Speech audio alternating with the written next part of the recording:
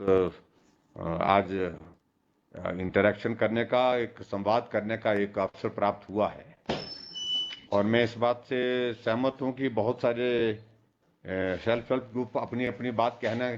चाह रहे थे अभी, और इसलिए भी क्योंकि उनने अच्छा काम किया है, अपनी जानकारी देना, जानकारी उपलब्ध कराना, इन सारी बातों को लेकर के आपके मन में कई तरह के भाव थे। लेकिन समय की कमी के कारण वो संभव नहीं हो पा रहा, क्योंकि अगली हमारी उसके बाद अभी कोई और बैठक है। लेकिन फिर भी उसके बावजूद हमने लगभग 6-7 सात सात कर स्वयं सहायता समूह के साथ अपना संवाद किया, और बहुत अच्छे प्रभावी ढंग से उन्होंने अपनी बात कही है। सबसे बड़ी बात है कि महिलाओं की आबादी हमारे देश में लगभग 50% है, और हिमाचल प्रदेश में भी ये अनुपात के मुताबिक जो है लगभग 50% है। जब आबादी का 50% हिस्सा महिलाओं का है, तो समाज का विकास, समाज की गति जो है, जिसको बोल सकते हैं आगे बढ़ने के लिए, तब तक के लिए संभव नहीं है जब तक के लिए उस 50% का हमको सहयोग ना मिले, समर्थन ना मिले, उनका योगदान ना मिले। उस दृष्टि से सरकार ने विभिन्न योजनाओं के माध्यम से, चाहे वो केंद्र सरकार की है, चाहे वो प्रदेश सरकार की है, महिला उत्थान के लिए, महिलाओं को आगे लाने के लिए, उनके नेतृत्व को मजबूत करने की दृष्टि से शुरू की हुई योजनाएं बहुत लाभदायक साबित हुई है। और जहां तक हिमाचल प्रदेश की अगर मैं बात कहूं, तो हमारे हिमाचल प्रदेश में तो हमने बहुत पहले, जब भारतीय जनता पार्टी की सरकार 2007 में बनी थी, 2009 में, जब 2010 में जब पंचायती राज संस्थाओं के चुनाव हुए थे, वो पहला अवसर था जब महिलाओं को 50% आरक्षण भी पंचायत के चुनाव में दिया गया था। और वो आरक्षण इसलिए दिया गया था कि महिलाओं को सशक्तिकरण की दृष्टि से, हम भाषण तो देते हैं, हम अपनी बातें बहुत करते हैं, योजनाएं भी बहुत सारी हैं, लेकिन उनको प्रतिनिधित्व करने का अवसर प्राप्त होना चाहिए। और इसलिए पंचायती राज संस्थाओं में, शहरी निकायों में उनके लिए आरक्षण का प्रावधान करना चाहिए। और वो आरक्षण का प्रावधान करके आज मुझे इस बात की खुशी है कि अभी हाल ही में पंचायती राज संस्थाओं के जब चुनाव हुए, तो पंचायती राज संस्थाओं के चुनावों में जहां आरक्षण तो 50% है, लेकिन महिलाएं चुन करके लगभग 60% के करीब पहुंची है। ये हमारे लिए सचमुच में खुशी का विषय है कि महिला हर क्षेत्र में आगे बढ़ते हुए, चाहे वो पंचायती राज संस्थाएं हैं, चाहे वो समाज के अलग अलग क्षेत्रों में काम करने की बात है, चाहे वो सरकारी क्षेत्रों में नौकरियों करने की बात है, हर क्षेत्र में महिलाओं ने अपना अपना प्रभुत्व जो है वो साबित किया है। आज हम सेल्फ हेल्प ग्रुप के माध्यम से जो बातें कर रहे थे, एक बहुत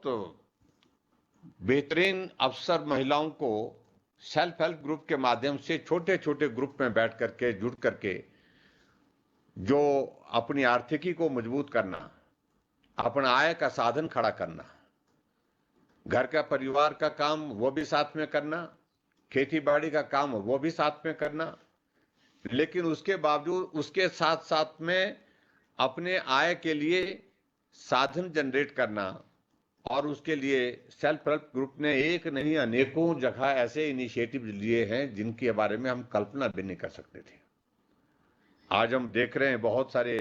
सेल्फ हेल्प ग्रुप के माध्यम से जो हमारा इंटरेक्शन हुआ, जहां हमारी चर्चा हुई, आपस में बातचीत हुई, कईयों ने कई कई तरह की चीजें बना करके तैयार की है और उनकी मार्केटिंग कर रहे हैं, और अच्छी मार्केटिंग हो रही है, अच्छी उससे आय हो रही है, और वो आय का जरिया भी बन रहा है, और उसके बाद रोजगार, स्वरोजगार का भी एक जरिया बना हुआ है। मैं सभी को, जिन्होंने भी अपनी बात कही, यहाँ पर मैं देख रहा था, अच्छे सुझाव के साथ, कई ने काढ़ू बनाया है, कई ने चाय बनाई है, कई ने जो है वो पूड़े बना करके और दूसरी चीजें बना करके, कई ने और बहुत सारी चीजें, अचार बनाते हैं, और बहुत चीजें इस प्रकार की चीजें बना करके तैयार करते हैं। और कुछ महिलाओं ने इस बात को लेकर के भी कहा कि जो 1 बीघा योजना हमारी प्रदेश सरकार की जो हाल ही में शुरू की पिछले साल हमने, उस योजना का भी बहुत बड़ा एक लाभ हुआ है। उसके माध्यम से भी पूरे प्रदेश भर में हम देख रहे हैं कि बहुत सारी महिलाएं जो है उसके साथ जुड़ करके जो है अपना छोटा सा किचन गार्डन बना करके, और उसमें मनरेगा की ओर से भी हम मदद कर रहे हैं। और उसके बाद उसमें से जो आय होती है, वो आय जो है उस ग्रुप का एक जो है वो एक जरिया बन गया, रोजगार का भी, रोजगार के साथ आय का भी जरिया बन गया, आर्थिक दृष्टि से मजबूत होने के लिए। मैं आप सबका इस बात के लिए भी धन्यवाद करता हूं। मैं बहुत ज्यादा लंबा नहीं कहना चाहूंगा आज के इसमें, कि अपने अपने काम में आप लोगों ने बहुत बेहतर ढंग से काम करने की कोशिश की है। हमारी ओर से, सरकार की ओर से ये प्रयत्न होगा, प्रयास होगा कि आपके जितने भी इस प्रकार के प्रोडक्ट्स जो आप बना करके तैयार करते हैं, उनकी मार्केटिंग सही हो, मार्केटिंग के साथ साथ में आप कि उनकी प्रोडक्ट्स की जो है आय आपको मिले, अच्छी मिले, आर्थिकी आपकी मजबूत हो, उस बात को सुनिश्चित करने की दृष्टि से जो भी हर संभव प्रयत्न किया जा सकता है वो हम करने की कोशिश करेंगे। हमने बहुत सारी चीजों को, हम अभी यहाँ सिरमौर डिस्ट्रिक्ट का एक उदाहरण सुन रहे थे कुछ दिन पहले, शी हार्ट करके उनने एक इनिशिएटिव लिया है, वो भी एक बहुत बेहतरीन है। उसमें भी सारी महिलाएं जुड़ करके जो है एक बहुत बढ़िया इनिशिएटिव जो है वो एक लेकर के जो है उसमें काम कर रही है। वो भी एक आय का एक जरिया भी बना है। अभी कोविड के कारण जो है इन दिनों में आना जाना लोगों का, टूरिस्ट का या दूसरे लोगों का वहां से जो जाते हैं उनका आना जाना कम हुआ, उसके कारण शायद प्रभावित हुआ होगा इन दिनों में। लेकिन फिर भी उसके बावजूद एक बहुत बढ़िया तरीका उन्हें जो है अपने उस सी हाट के माध्यम से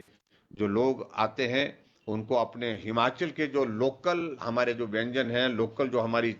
यहाँ के खान पान की जो पद्धति है, उनसे भी अवगत कराना, वो चीजें भी उनको परोसना, और उनके लिए जो है वो वहाँ पर जो व्यवस्था जो की गई है बैठने की, उठने की, वो सारी हिमाचल के सारे यहाँ के कल्चर को मिलजुल करके सबको जोड़ करके किया गया था, और उसमें एक अच्छा एक काम शुरू हो गया था हमारा। और मैं उम्मीद करता हूँ कोविड के बाद वो काम भी आगे बढ़ करके जो है वो अच्छा एक भूमिका निभाते हुए जो है उस जो ग्रुप है वहां पर उसके माध्यम से जुड़ा हुआ, तो उनको लिए आय का भी एक बहुत बड़ा एक जरिया बनेगा। लेकिन सबसे बड़ी आज की जो बात है मुझे जो आप सबसे साझी करनी है, वो साझी बात यह है कि हम एक अलग परिस्थितियों के दौर में से आज की इसमें गुजर रहे हैं। और जो अलग परिस्थितियों के दौर में से जब हम गुजर रहे हैं तो स्वाभाविक रूप से इस दौर की आपको भी पहचान है, वो दौर है ये कोविड का दौर है। हमको काम करने के अवसर जिंदगी भर मिलते रहेंगे। अपना काम, अपना रोजगार, अपना परिवार, ये काम हम जिंदगी भर करते ही रहेंगे। लेकिन ये एक ऐसा दौर है जब हमको अपने इस काम के साथ साथ में ये भी काम करना है कि कहां हमारी मदद की जरूरत किस किस व्यक्ति को है, अपने आस पड़ोस में, अपने गांव में, अपने अपने उस क्षेत्र में जहां उसकी मदद कर सकते हैं। और मुझे बहुत अच्छा उदाहरण दिया यहाँ मंडी से कमलेश जी ने कि कोविड का कोई परिवार संक्रमित हो गया और फसल का दौर आ गया, फसल के दौर में कटाई करनी थी, तो हम सब लोगों ने मिलकर के जो है तय किया कि भाई उनकी फसल बर्बाद नहीं होनी चाहिए, वो तो कोविड के कारण घर से बाहर नहीं निकल सकते हैं, ऐसे में मिलकर के हमको वो फसल की कटाई करनी चाहिए। सब लोगों ने मदद की। तो ये ऐसे उदाहरण है, ये लाहौल का उनको हमको उदाहरण सुनाया कि कोविड का जो मरीज था उसके खेत में निदाई करना, उसके खेत में मदद करना, क्योंकि उसमें थोड़े वक्त के लिए होता है। लाहौल में मुझे मालूम है कि वर्किंग सीजन बहुत छोटा होता, थोड़ा होता, तो इसलिए जब आजकल के दिन होते हैं तो ये बड़े महत्वपूर्ण होते हैं। उस वक्त वो रात दिन जो है वो काम करते हैं। हमने देखा कि रात को देर तक काम करते हैं और सुबह उठते ही सूरज उगने से पहले लोग खेतों में होते हैं। और वहां कोई कोविड का पेशेंट होने के कारण जो जब खेती में नहीं जा सकते तो वहां पर उनकी मदद की, उनके खेतों को उनके लिए पानी पहुंचाने के लिए मदद की, क्योंकि पानी जो है एक गांव के बीच में था, सबके लिए सार्वजनिक था, तो लेकिन उनका कहा कि भी कोविड का पेशेंट है, उनके लिए पानी अलग से हमको जोड़ करके देना है, तो अलग से जोड़ करके दिया। वो इस तरह से मदद करने का माध्यम, मतलब मंशा मदद करने की। और इसी प्रकार से मैंने जो उदाहरण दिया है, खास तौर से जो ग्रामीण क्षेत्रों में जहां हमारे ज्यादातर लोग जो है वो पशु भी पालते हैं, खेतीबाड़ी तो करते हैं, खेतीबाड़ी के साथ साथ पशु भी पालते हैं। कहीं वहां इस तरह की स्थिति आती है तो उस स्थिति में वहां पर मदद करना। ऊना बालू ने कहा कि हम अपने वहां पर अपने बहुत बेहतर ढंग से पूरी सर्विस करने के बाद, रिटायरमेंट के बाद जहां हमको सेवा करने की एक ललक थी, एक भावना थी, उसके साथ हम आए और जुड़े और हमको समाज के लिए कुछ काम करना था। सबके साथ बैठ करके हमने जो है वो सेल्फ हेल्प ग्रुप बनाया और उसमें उस सेल्फ हेल्प ग्रुप के साथ जुड़ करके बहुत सारी महिलाओं को रोजगार का जरिया खड़ा किया और कोविड के संकट में भी मददगार वहां पर लोगों के लिए हो रहे हैं। तो ये मुझे लगता है कि आज की तारीख में सबसे महत्वपूर्ण ये है हम लोगों के लिए कि हम आज के इस दौर में उस मानवीय दृष्टिकोण को अपने सामने रखते हुए कोविड के दौरान जहां जिस व्यक्ति की, जिस परिवार की जितनी मदद हो सकती है, जैसे हो सकती है, उस मदद के लिए आगे आना। बहुत सारी परिस्थितियां हमारे सामने, क्योंकि ये दौर बहुत खराब दौर जिसको हम बोल सकते हैं भी परिवार वालों के लिए होता है, जब कोई आदमी संक्रमित हो जाता है। घर में जो स्वस्थ आदमी भी होता है वो भी काम करने की परिस्थिति में नहीं हो पाता, क्योंकि इतने मन से तनाव में होता है, क्योंकि परिवार का कोई निजी सदस्य जो है, वो रिश्तेदार जो है वो कोविड के कारण हॉस्पिटल में है या होम आइसोलेशन में है। तो इसलिए उनके साथ उस दुख में खड़े होना, ये भी अपने आप में एक बहुत बड़ा एक एक जो है वो हौसला देने का एक विषय बनता है। और जहां तक अभी दो तीन चीजों को लेकर के जो मैंने अपनी बात कही, उसमें सिर्फ मुझे इतना जोड़ना है कि अभी जो कोविड का ये दौर हमारा जो चल रहा है, आप लोगों का गांव में संपर्क होता है, गांव में लोगों के बीच में बैठना होता है, कौन आदमी स्वस्थ है, कौन आदमी गांव में है, कौन आदमी शहर में जा रहा है, कौन आदमी आ रहा है, कौन आदमी जा रहा है, कौन आदमी बीमार है, कौन आदमी स्वस्थ है, सबको पता होता है, क्योंकि आप लोगों का संवाद होता है, मिलना जुलना होता है अपने अपने गांव में। तो इसलिए दो तीन चीजों को लेकर के आप सब ने हमारी मदद करनी है। एक तो ये कि वहां जहां भी कोई शादियों का आयोजन है, कोई धार्मिक कार्यक्रम, कोई बड़ा इस प्रकार का आयोजन कहीं कोई करने की मंशा रखता है, और स्वाभाविक रूप से शादियों का सीजन आजकल चला हुआ है, तो उनसे मेहरबानी करके आग्रह करिए, सब सारे के सारे जो आप जो स्वयं सहायता समूह जो है मिल करके जाएं, उनसे हाथ जोड़ करके निवेदन करें कि शादी करो, लेकिन बिल्कुल छोटी करो, ना हमको बुलाओ ना रिश्तेदारों को बुलाओ, बस परिवार के सदस्य 10 आदमी 15 आदमी के बीच में जो छोटा सा इस आयोजन को करके जो है उसको पूरा करिए। और जब स्वस्थ हो जाएंगे तो उस वक्त अगर आप लोगों ने धाम का आयोजन करना होगा, कोई बड़ा आयोजन करना होगा, शादी की रिसेप्शन देनी होगी, तो उस वक्त आप लोगों ने दे लेना, लेकिन अभी इस वक्त ना करें। ये मेरा आपसे इस बात के लिए आग्रह, इसको प्रमुखता से आप लोगों ने करना है। दूसरा, हम इस बात को भी देखते हैं कि कुछ जगह रिवाज है, कुछ जगह नहीं है। अलग अलग तरह का हमारा हिमाचल प्रदेश की हमारी संस्कृति में अपनी अपनी अलग अलग व्यवस्था है। हमारा नीचे का इलाका है, वहां पर हम देखे, मैं कल कांगड़ा था, तो हमने जब वहां पर जो अधिकारियों के बीच में जब चर्चा की कोविड के बढ़ने के कारण वहां पर, तो कारण में प्रमुख रूप से दो तीन चीजें आई है। एक तो शादी का बड़े आयोजन, एक एक शादी से 100 लोग जो है उसमें पॉजिटिव निकले। दूसरे जो है वहां पर एक और रिवाज है, एक और वहां पर कांगड़ा मतलब लोअर हिमाचल में हमारे सारा, जिसमें मंडी भी शामिल आता है, मंडी का इलाका भी हमारा लोअर इसमें जो कुछ एरिया जो आता है, जो हम भागवत करते हैं उसमें बहुत बड़ा नंबर निकला है, जो पॉजिटिव निकले, कोरोना पॉजिटिव निकले। और भागवत में आपको मालूम है कि किस प्रकार से भागवत जब एक बार शुरू होता है तो उसके लिए जो 2-3 घंटे का एक पूरा जो उसका अध्याय होता है, उसको एक आदमी पढ़ता है और जो पढ़ करके सुनाता है, बाकी जो सामने बैठते हैं उनको 3 घंटे के लिए, 2 घंटे के लिए बैठ करके सुनना होता। और ये कोरोना के लिए सबसे खतरनाक है, एक जगह बैठ करके लंबे समय तक जो घर के अंदर बैठना और बैठ करके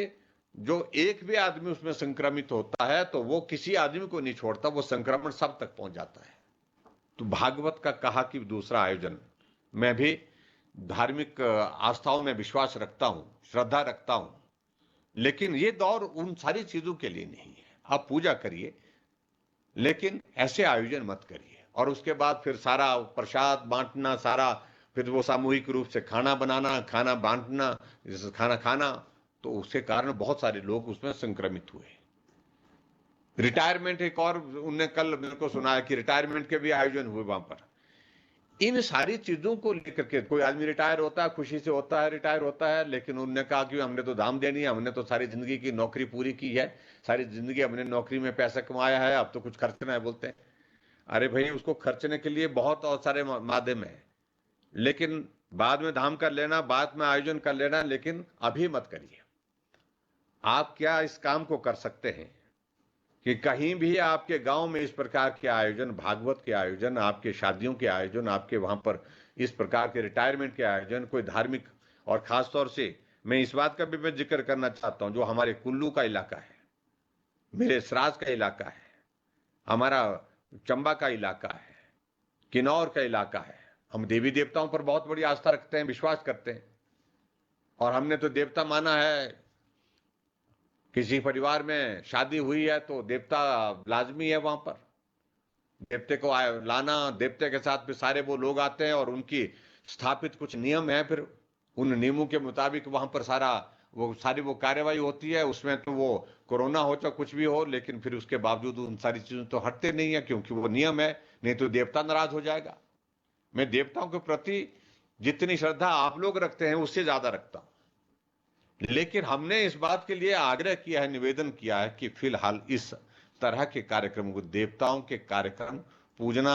एक जगह है, उनके पूजो, उनके प्रति श्रद्धा, आदर, सम्मान, जो भी देवताओं के प्रति आपका भाव है उसको रखिए, लेकिन देवताओं के कार्यक्रम, देवड़ी मत, जिसको हम देवड़ी बोलते हैं, जिसको हम कई तरह के अलग अलग इलाके में बोलते हैं, कुल्लू के इलाके में, सिरमौर के इलाके में, हमारे भरमौर के इलाके में, जो ट्राइबल के इलाके जो खास तौर से, वहां पर भी बहुत इस प्रकार के आयोजन होते हैं। देवता नाराज हो जाएगा, देवता नाराज हो जाएगा, इस चक्कर में अब हमने एक नहीं अनेक ऐसे आयोजन देखे कि देवताओं के नाम से आयोजन हुए और उसके बाद वहां पर 20-20, 50-50 आदमी कोविड के पॉजिटिव निकले। तो मेहरबानी करके ये सब थोड़े वक्त के लिए आप लोगों को रोकना है। देवता को बाद में लाइए जब कोरोना खत्म हो जाएगा। मैं भी अपने घर में देवता लाने के लिए, मुझे भी कहा गया है, परिवार वालों ने कहा कि भाई देवते माने हो घर में लाने के लिए, लाएंगे उनको, लेकिन हमने कहा कोरोना खत्म हो जाए उसके बाद लाएंगे। तो इसलिए सबके बीच में मेरा आप सबसे इस बात के लिए विशेष आग्रह है कि इन चीजों के आयोजनों के लिए आप जो है अपनी भूमिका निभाएं। आप एक सक्रिय भूमिका निभाते हैं। महिला मंडल और सेल्फ हेल्प ग्रुप जो है, मैं इस बात को दावे से कह सकता हूं, महिलाएं अगर परिवार में ठान लें तो कोई परिवार हिम्मत नहीं कर सकता है कि आपकी जो ठानी हुई बात, आपने जो बात जो आपने कही है उसके खिलाफ कोई बात करे, नहीं कर सकते। चाहे जो मर्जी हो, चाहे पुरुष समाज कितना भी ये हो, लेकिन फिर भी उसके बाद जिस चीज के लिए आप लोग आगे आकर के रख देती हैं, बात रख देती हैं, तो उसका स्वाभाविक रूप से समाज में बहुत बड़ा असर होता है। हम चाहते हैं कि अभी अपने कर्फ्यू लगाया हुआ है, ये कर्फ्यू क्यों लगाना पड़ा? मजबूरी, जब शादियां नहीं रोक पा रहे थे, हम लोगों को बोलते रहे सोशल मीडिया में, मैं यहां से रिकॉर्ड करके अपना भाषण लोगों को सुनाता रहा कि मेहरबानी का हाथ जोड़ करके विनती करी, मैंने कहा कि मत करिए, मत करिए, मत करिए, लेकिन उसके बावजूद हमने बंदिश लगाई। हमने 50 कहा, हमने के 50 लोगों ने क्या तरीका निकाला